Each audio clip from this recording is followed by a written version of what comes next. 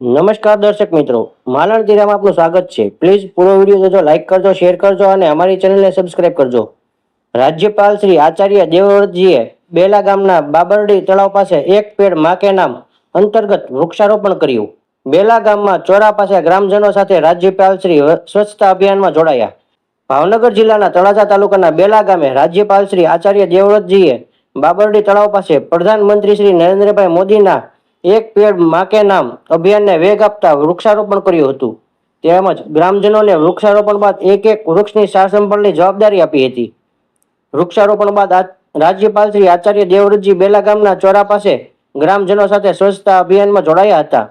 આ પ્રસંગે ધારાસભ્ય શ્રી ગૌતમભાઈ ચૌહાણ, જિલ્લા કલેક્ટર ડોક્ટર મનીષકુમાર બંસલ, જિલ્લા વિકાસ અધિકારી શ્રી અનુલ ચૌધરી, નગરપાલિકાના પ્રાદેશિક કમિશનર શ્રી ધવલ પંડ્યા, પ્રાંત અધિકારી શ્રી જે આર સોલંકી સહિત જિલ્લાના અધિકારીઓ, પદાધિકારીઓ, ગ્રામજનો ઉપસ્થિત રહ્યા હતા.